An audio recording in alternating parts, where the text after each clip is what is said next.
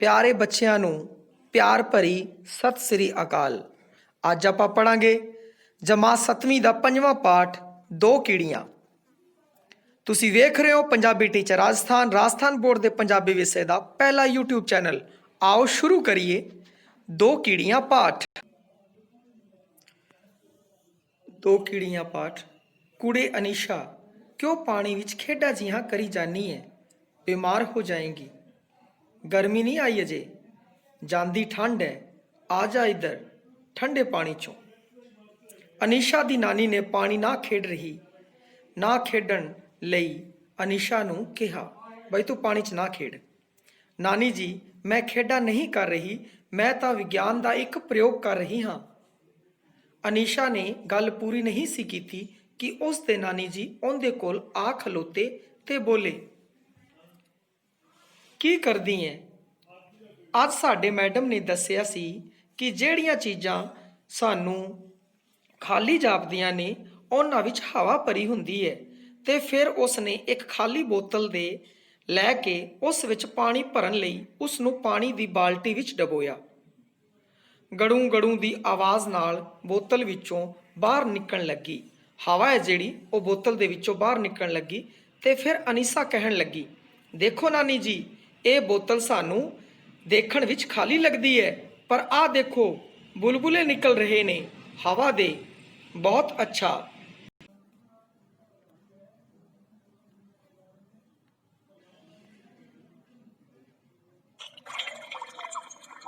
ਆ ਵੇਖ ਰਹੇ ਹਾਂ ਆਪਾਂ ਪਾਣੀ ਦੀ ਬੋਤਲ ਦੇ ਵਿੱਚੋਂ ਹਵਾ ਕਿਸ ਤਰੀਕੇ ਨਾਲ ਬਾਹਰ ਨਿਕਲੀ ਹੈ। ਬਹੁਤ ਅੱਛਾ। ਨਾਨੀ ਨੇ ਗਹੁ ਨਾਲ ਆਪਣੀ 5ਵੀਂ ਵਿੱਚ ਪੜ੍ਹਦੀ ਦੋਤੀ ਵੱਲ ਵੇਖਿਆ। ਨਾਨੀ ਜੀ ਕਿੱਥੇ ਗਏ? 8ਵੀਂ ਵਿੱਚ ਪੜ੍ਹਦੀ ਅਨੀਸ਼ਾ ਦਾ ਭਰਾ ਨਵੀਨ ਨਾਨੀ ਨੂੰ ਲੱਭ ਰਿਹਾ ਸੀ। ਆ ਜਾ ਪੁੱਤਰ, ਇੱਧਰ ਆ ਮੈਂ। ਨਵੀਨ ਨੇ ਹੱਥ ਵਿੱਚ ਕਾਪੀ ਤੇ ਪੈਨ ਸੀ। ਨਾਨੀ ਸਮਝ ਗਈ ਕਿ ਨਵੀਨ ਨੇ ਕੁਝ ਪੁੱਛਣਾ ਹੈ। ਨਵੀਨ ਹੋਰਾਂ ਦੀ ਨਾਨੀ ਸੇਵਾ ਮੁਕਤ ਅਧਿਆਪਕਾ ਹੈ। ਆਪਣੀ ਇਕਲੌਤੀ ਬੇਟੀ ਦੇ ਬੱਚਿਆਂ ਨੂੰ ਬਹੁਤ ਪਿਆਰ ਨਾਲ ਰੱਖਦੀ ਹੈ। ਹਾਂ ਬੇਟੇ, ਦੱਸ ਕੀ ਪੁੱਛਣਾ ਹੈ? ਨਾਨੀ ਨੇ ਪੁੱਛਿਆ। ਨਾਨੀ ਜੀ, ਸਾਡੇ ਸਕੂਲ ਵਿੱਚ ਭਾਸ਼ਣ ਮੁਕਾਬਲਾ ਹੋਣਾ ਹੈ, ਨਵੀਨ ਨੇ ਕਿਹਾ। ਅੱਛਾ, ਬੋਲਣ ਦਾ ਵਿਸ਼ਾ ਕਿਹੜਾ ਹੈ? ਔਗੁਣਾਂ ਨੂੰ ਦੂਰ ਕਰਕੇ ਗੁਣ ਕਿਵੇਂ ਗ੍ਰਹਿਣ ਕਰੀਏ? ਵਿਸ਼ਾ ਸੁਣ ਕੇ ਨਾਨੀ ਜੀ ਥੋੜੀ ਦੇਰ ਲਈ ਗੰਭੀਰ ਹੋ ਗਈ ਤੇ ਫਿਰ ਬੋਲੀ, ਇਸ ਸੰਬੰਧ ਵਿੱਚ ਮੈਂ ਤੁਹਾਨੂੰ ਦੋ ਕੀੜੀਆਂ ਦੀ ਇੱਕ ਕਹਾਣੀ ਸੁਣਾਨੀ ਹਾਂ। ਇੱਕ ਕੀੜੀ ਸੀ ਮਿੱਠੋ। ਮਿੱਠੇ ਤੇ ਸੁਗਣ ਗੁਣਾਂ ਵਾਲੀ ਸੀ। ਉਹ ਮਿਸਰੀ ਦੇ ਪਹਾੜ ਉੱਤੇ ਰਹਿੰਦੀ ਸੀ। ਦੂਜੀ ਕੀੜੀ ਸੀ ਸਲੂਣੋ। ਉਹ ਲੂਣ ਦੇ ਪਹਾੜ ਉੱਤੇ ਰਹਿੰਦੀ ਸੀ। ਦੋਵੇਂ ਪਹਾੜ ਨਾਲ ਸਨ। ਇੱਕ ਦਿਨ ਦੋਵੇਂ ਕੀੜੀਆਂ ਆਪੋ ਆਪਣੇ ਪਹਾੜ ਦੇ ਸਿਖਰ ਉੱਤੇ ਘੁੰਮ ਫਿਰ ਰਹੀਆਂ ਸਨ। ਭੈਣ ਸਲੂਣੇ, ਕੀ ਹਾਲ ਹੈ ਤੇਰਾ? ਮਿੱਠੋ ਨੇ ਮਿੱਠੀ ਬੋਲੀ ਵਿੱਚ ਕਿਹਾ। ਭੈਣ ਮਿੱਠੋ, ਹਾਲ ਕਾਹਦਾ? ਸਾਰਾ ਦਿਨ ਖਾਰਾ ਸਲੂਣਾ ਲੂਣ। ਭੈਣ ਮਿੱਠੋ, ਭੈਣ ਸਲੂਣੋ, ਤੂੰ ਇਉਂ ਕਰ, ਕੁਝ ਦਿਨ ਮੇਰੇ ਪਹਾੜ ਉੱਤੇ ਆ ਕੇ ਰਹਿ। ਮਿੱਠੀ ਮਿੱਠੀ ਮਿਸਰੀ ਖਾ ਤੇ ਆਨੰਦ ਲੈ।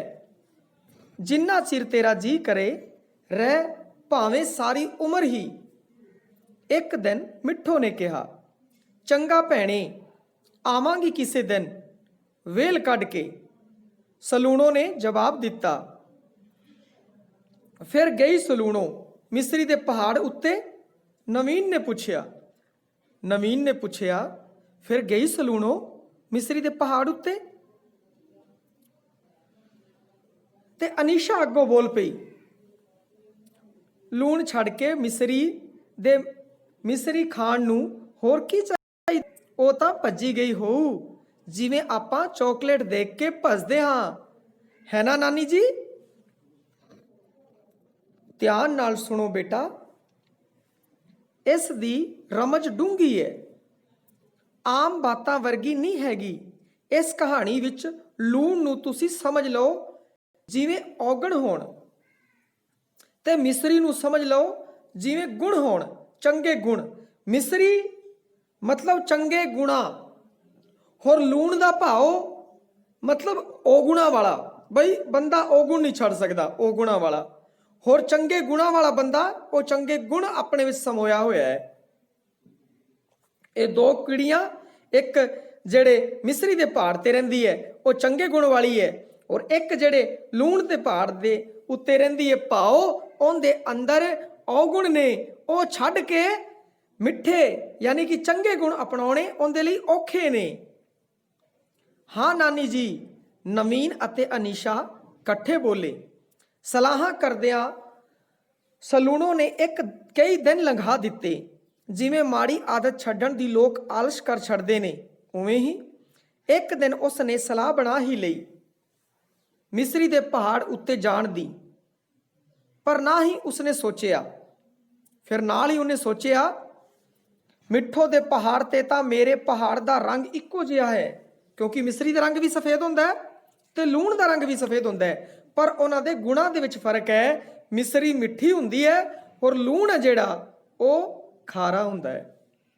ਸੋਚ ਸੋਚ ਕੇ ਉਹਨੇ ਲੂਣ ਦੀ ਇੱਕ ਵੱਡੀ ਡਲੀ ਆਪਣੇ ਮੂੰਹ ਵਿੱਚ ਰੱਖ ਲਈ ਤੇ ਮਨ ਹੀ ਮਨ ਵਿੱਚ ਕਿਹਾ, ਜੇ ਮਿੱਠੋ ਕੋਲ ਕੁਝ ਨਾ ਹੋਇਆ, ਘੱਟੋ ਘੱਟ ਮੇਰੇ ਕੋਲ ਆਪਣਾ ਲੂਣ ਤਾਂ ਹੋਊ। ਚਲੋ ਜੀ। ਸਲੂਣੋ ਮਿੱਠੋ ਦੇ ਪਹਾੜ ਉੱਤੇ ਪਹੁੰਚ ਗਈ। ਮਿੱਠੋ ਨੇ ਉਸ ਨੂੰ ਸਾਰਾ ਪਹਾੜ ਘੁਮਾਇਆ, ਤਰ੍ਹਾਂ ਤਰ੍ਹਾਂ ਦੀ ਮਿਸਰੀ ਦੇ ਡਲਿਆਂ ਕੋਲ ਲਿਜਾ ਕੇ ਉਹਦੀਆਂ ਕਿਸਮਾਂ ਬਾਰੇ ਦੱਸਿਆ, ਉਹਦੀਆਂ ਸਿਫਤਾਂ ਕੀਤੀਆਂ। ਸਾਰਾ ਪਹਾੜ ਘੁੰਮ ਘੁਮਾ ਕੇ ਸਲੂਣੋ ਵਾਪਸ ਆ ਗਈ। ਆਪਣੇ ਪਹਾੜ ਉੱਤੇ ਪਹੁੰਚ ਕੇ ਆਖਣ ਲੱਗੀ, ਇੰਨਾ ਲੰਮਾ ਚੌੜਾ ਪਹਾੜ ਘੁੰਮਦੀ ਫਿਰੀ ਪਾਗਲਾਂ ਵਾਂਗੂ, ਮਿਸਰੀ ਕਿਹੜੀ ਮਿਲੀ ਉੱਥੇ? ਸੁਆ ਸਲੂਣੋ ਅੱਕੀ ਪਈ ਸੀ, ਬਈ ਉੱਥੇ ਕਿਹੜੀ ਮਿਸਰੀ ਮਿਲਣੀ ਸੀਗੀ। ਹਾਂ ਬੇਟੇ ਨਵੀਨ, ਦੱਸੋ ਸਲੂਣੋ ਨੂੰ ਮਿਸਰੀ ਦਾ ਸਵਾਦ ਕਿਉਂ ਨਹੀਂ ਆਇਆ? ਅੱਗੋਂ ਨਵੀਨ ਬੋਲਿਆ, ਕਿਉਂਕਿ ਸਲੂਣੋ ਨੇ ਆਪਣੇ ਮੂੰਹ ਵਿੱਚ ਲੂਣ ਦੀ ਵੱਡੀ ਡਲੀ ਰੱਖੀ ਹੋਈ ਸੀ। ਬਿਲਕੁਲ ਠੀਕ। ਸਾਰੇ ਰਾਹ ਉਹਦੇ ਮੂੰਹ ਵਿੱਚ ਉਹੀ ਲੂਣ ਦੀ ਡਲੀ ਖੁਰਦੀ ਰਹੀ। ਮਿਸਰੀ ਦਾ ਸਵਾਦ ਤਾਂ ਉਹ ਤਾਂ ਹੀ ਚੱਕ ਸਕਦੀ ਸੀ ਜੇ ਉਹ ਲੂਣ ਦੀ ਡਲੀ ਮੂੰਹ ਵਿੱਚੋਂ ਕੱਢਦੀ। ਆ ਜਿਵੇਂ ਅਨੀਸ਼ਾ ਪ੍ਰਯੋਗ ਕਰਦੀ ਸੀ ਨਾ, ਜੇ ਬੋਤਲ ਵਿੱਚੋਂ ਹਵਾ ਬਾਹਰ ਨਿਕਲੂਗੀ ਤਾਂ ਹੀ ਪਾਣੀ ਅੰਦਰ ਭਰਿਆ ਜਾਊ। ਜੇ ਉਹ ਗੁਣ ਦੂਰ ਹੋਣਗੇ ਤਾਂ ਹੀ ਚੰਗੇ ਗੁਣ ਆਪਾਂ ਗ੍ਰਹਿਣ ਕਰ ਸਕਾਂਗੇ। ਠੀਕ ਹੈ ਨਾ? ਨਾਨੀ ਜੀ ਨੇ ਫਿਰ ਪੁੱਛਿਆ, ਕਿਉਂਕਿ ਉਹ ਜਿਹੜੀ ਕੀੜੀ ਸੀਗੀ ਉਹ ਔਗੁਣਾਂ ਨਾਲ ਭਰੀ ਹੋਈ ਸੀ। ਲੂਣ ਦੀ ਡਲੀ ਲੈ ਗਈ, ਭਾਵ ਔਗਣ ਹੈ ਉਹ ਆਪਣੇ ਨਾਲ ਲੈ ਗਈ, ਹੋਰ ਉਹ ਸਾਰੇ ਗੁਣ ਵੇਖਦੀ ਰਹੀ, ਸਾਰੇ ਮਿਸ਼ਰੀ ਮਤਲਬ ਮਿੱਠੇ ਗੁਣ ਵੇਖਦੀ ਰਹੀ, ਪਰੰਤੂ ਉਹ ਆਪਣੇ ਅੰਦਰੋਂ ਜੇ ਉਹ ਡਲੀ ਕੱਢਦੀ ਲੂਣ ਵਾਲੀ, ਭਾਵ ਜੇ ਉਹ ਔਗਣ ਆਪਣੇ ਅੰਦਰੋਂ ਕੱਢਦੀ ਤਾਂ ਹੀ ਉਹ ਚੰਗੇ ਗੁਣ ਗ੍ਰਹਿਣ ਕਰ ਸਕਦੀ ਸੀ। ਉਹਨੇ ਆਪਣੇ ਮੂੰਹ ਦੇ ਵਿੱਚ ਖਾਰੀ ਡਲੀ ਰੱਖੀ ਲੂਣ ਵਾਲੀ। ਇਵੇਂ ਹੀ ਆਪਾਂ ਜਿੰਨੀ ਦੇਰ ਤੱਕ ਆਪਣੇ ਮਨ ਦੇ ਅੰਦਰ ਔਗੁਣ ਰੱਖਾਂਗੇ ਉਨੀ ਦੇਰ ਤੱਕ ਆਪਣਾ ਚੰਗੇ ਗੁਣਾਂ ਨੂੰ ਨਹੀਂ ਅਪਣਾ ਸਕਦੇ। ਜਿਵੇਂ ਕਿ ਪਾਣੀ ਹੈ, ਪਾਣੀ ਦੀ ਬੋਤਲ ਵਿੱਚ ਜਦੋਂ ਆਪਾਂ ਪਾਣੀ ਭਰਦੇ ਹਾਂ, ਇੱਕ ਪ੍ਰਯੋਗ ਵੀ ਕੀਤਾ ਸੀ, ਬਾਲਟੀ ਵਿੱਚ ਤੁਹਾਨੂੰ ਦਿਖਾਇਆ ਸੀ। ਜਿਵੇਂ ਆਪਾਂ ਪਾਣੀ ਭਰਦੇ ਹਾਂ ਤਾਂ ਬੁੜ ਕਰਕੇ ਜਿਹੜਾ ਪਾਣੀ ਹੈ ਉਹ ਹਵਾ ਹੈ ਜਿਹੜਾ ਉਹ ਬਾਹਰ ਨਿਕਲਦਾ ਔਰ ਪਾਣੀ ਬੋਤਲ ਦੇ ਅੰਦਰ ਵੜ ਜਾਂਦਾ ਹੈ। ਇਸੇ ਤਰੀਕੇ ਜੇ ਤੁਸੀਂ ਔਗਣਾਂ ਨੂੰ ਬਾਹਰ ਕੱਢੋਗੇ ਤਾਂ ਹੀ ਤੁਹਾਡੇ ਅੰਦਰ ਚੰਗੇ ਗੁਣ ਆਉਣਗੇ।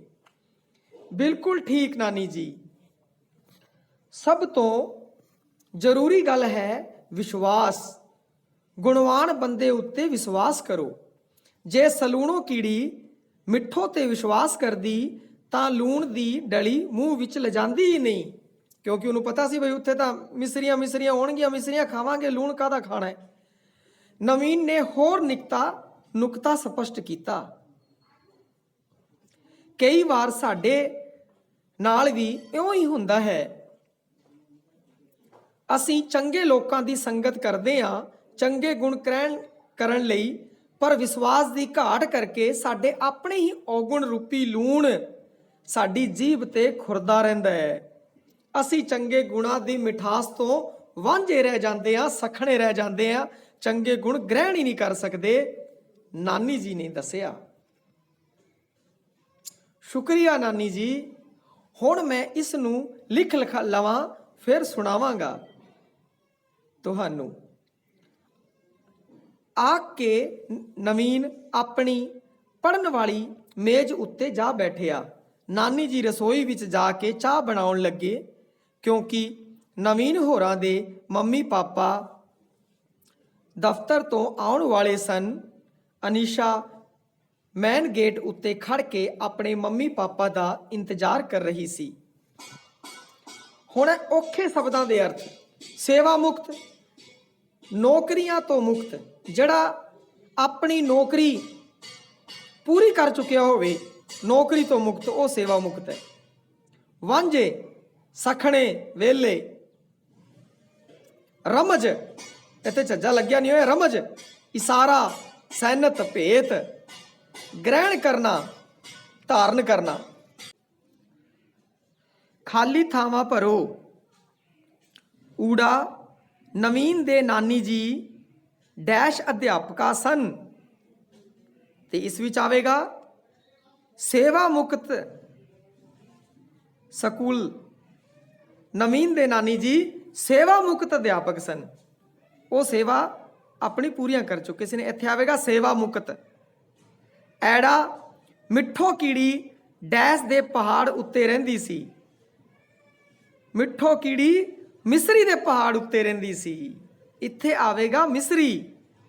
ਈੜੀ, ਡੈਸ਼ ਮਿਸਰੀ ਖਾ ਤੇ ਆਨੰਦ ਲੈ।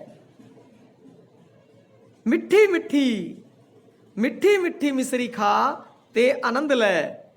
ਸੱਸਾ, ਸਲੂਣੋ ਕੀੜੀ ਨੇ ਵੱਡੀ ਸਾਰੀ ਡੈਸ਼ ਆਪਣੇ ਮੂੰਹ ਵਿੱਚ ਰੱਖ ਲਈ। ਲੂਣ ਦੀ ਡਲੀ, ਸਲੂਣੋ ਕੀੜੀ ਨੇ ਵੱਡੀ ਸਾਰੀ ਲੂਣ ਦੀ ਡਲੀ ਆਪਣੇ ਮੂੰਹ ਵਿੱਚ ਰੱਖ ਲਈ। ਹੈ, ਪਹਿਲਾਂ ਆਪਣੇ ਅੰਦਰੋਂ ਡੈਸ਼ ਨੂੰ ਕੱਢੋ, ਪਹਿਲਾਂ ਆਪਣੇ ਅੰਦਰੋਂ ਔਗੁਣਾਂ ਨੂੰ ਕੱਢੋ, ਇੱਥੇ ਆਵੇਗਾ ਔਗੁਣ। ਹੁਣ ਸੰਖੇਪ ਵਿੱਚ ਉੱਤਰ ਦਿਓ।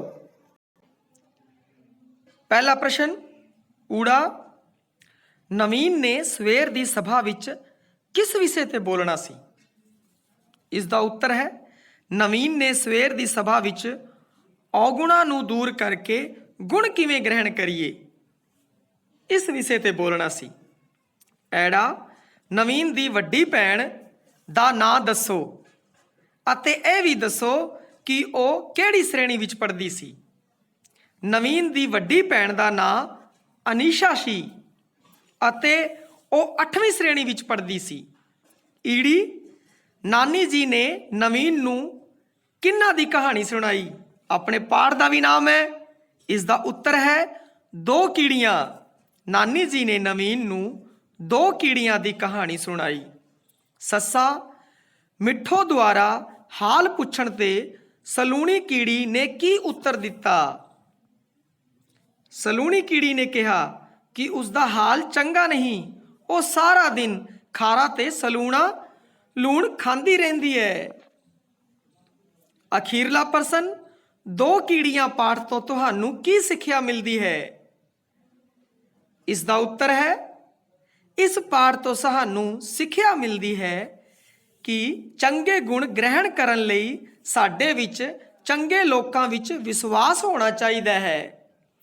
ਹੋਰ ਆਪਾਂ ਚੰਗੇ ਗੁਣ ਗ੍ਰਹਿਣ ਕਰਨ ਲਈ ਔਗੁਣਾਂ ਨੂੰ ਛੱਡਣ ਲਈ ਤਿਆਰ ਵੀ ਹੋਈਏ, ਫਿਰ ਹੀ ਆਪਾਂ ਚੰਗੇ ਗੁਣ ਗ੍ਰਹਿਣ ਕਰ ਸਕਦੇ ਹਾਂ ਅਤੇ ਚੰਗੇ ਲੋਕਾਂ ਤੇ ਵਿਸ਼ਵਾਸ ਵੀ ਕਰੀਏ। ਪ੍ਰਸ਼ਨ ਨੰਬਰ 4, ਹੇਠ ਲਿਖੇ ਪੰਜਾਬੀ ਸ਼ਬਦਾਂ ਦੇ ਸਮਾਨਾਰਥੀ ਹਿੰਦੀ ਸ਼ਬਦ ਲਿਖੋ ਅਤੇ ਅੰਤਰ ਸਮਝੋ। ਕੀੜੀਆਂ, ਚੀਂਟੀਆਂ, ਹਿੰਦੀ ਵਿੱਚ ਹੁੰਦਾ ਚੀਂਟੀਆਂ। ਕਹਾਣੀ, ਹਿੰਦੀ ਵਿੱਚ ਕਹਾਣੀ, ਕਥਾ। ਮਿਸਰੀ, ਹਿੰਦੀ ਵਿੱਚ ਬੋਲਾਂਗੇ ਮਿਸ਼ਰੀ। ਸੇਵਾ ਮੁਕਤ, ਹਿੰਦੀ ਵਿੱਚ ਸੇਵਾ ਰਹਿਤ। ਲੂਣ, ਹਿੰਦੀ ਵਿੱਚ ਆਖਦੇ ਨੇ ਲੂਣ ਨੂੰ ਨਮਕ। ਤੁਸੀਂ ਵੇਖ ਰਹੇ ਸੀ ਪੰਜਾਬੀ ਟੀਚਰ ਰਾਜਸਥਾਨ। ਜੇ ਹਜੇ ਤੱਕ ਸਬਸਕ੍ਰਾਈਬ ਨਹੀਂ ਕੀਤਾ ਤੇ ਜਰੂਰ ਸਬਸਕ੍ਰਾਈਬ ਕਰੋ। ਬਹੁਤ ਬਹੁਤ ਧੰਨਵਾਦ।